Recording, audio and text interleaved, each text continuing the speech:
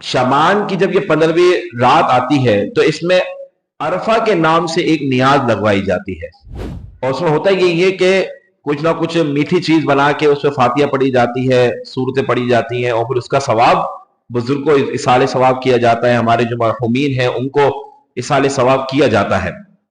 تو یہ ایک طریقہ رائج ہے۔ یہ جو فاتحہ ہوتی ہے، یہ جو اصال ثواب ہوتا ہے، جو اس پورے عمل کو کہا جاتا ہے، یہ عرفہ کی نیاز ہے۔ تو کیا یہ عرفہ کی نیاز یہ دلوانا یہ ضروری ہے، لازم ہے، یا یہ کروائی جا سکتی ہے یا نہیں کروائی جا سکتی؟ تو پہلی تو بات یہ ذہن نشین رکھیں کہ عرفہ کے نام سے کوئی نیاز یا فاتحہ یہ کوئی قرآن و حدیث میں اس کا ذکر موجود نہیں ہے۔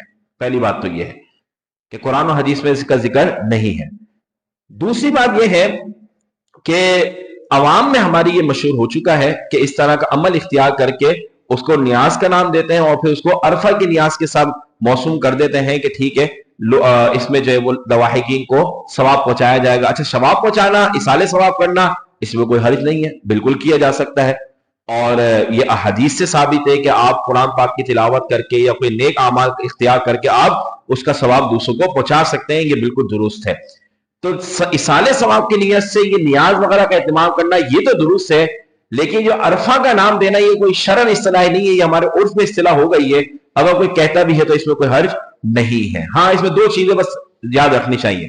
ایک تو یہ ہے کہ اس کو لازم نہ سمجھا جائے کہ اسی دن میں یہ نیاز لگوائی جائے اور میٹھی چیز ہی ہونا چاہیے تو فلاں ہی چیز ہونا چاہیے، اس طرح کی جو ہم لوگ لازم کر لیتے ہیں اس کے یہ نہ کیا جائے کہ میٹھی چیز ہو تو حلوہ بنے تو اسی پہ ہوگی، تو فلاں چیز پہ ہوگی، ایسا نہیں کیا جائے۔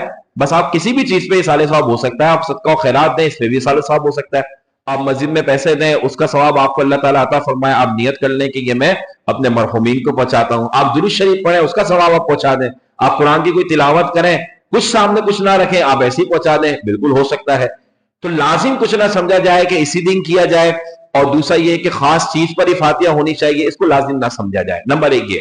نمبر دو یہ کہ اس میں کوئی توہم پرستی نہیں ہونی چاہیے کہ اگر ہم نے یہ نیاز نہیں دلوائی تو ہمارے مرحومین ناراض ہو جائیں گے یا ان کی روح بھٹک جائے گی یا ایسا معاملہ ہو جائے گا، یہ توہم پرستی نہیں ہونا چاہیے۔ یہ دو چیزیں نہ ہو تو بالکل یہ نیاز کروائی جا سکتی ہے۔ عرفہ کا نام یہ شرعی اصطلاح نہیں ہے، یہ عوام میں رائج ہو گیا ہے، تو اس میں کوئی حرج نہیں ہے، کروایا جا سکتا ہے۔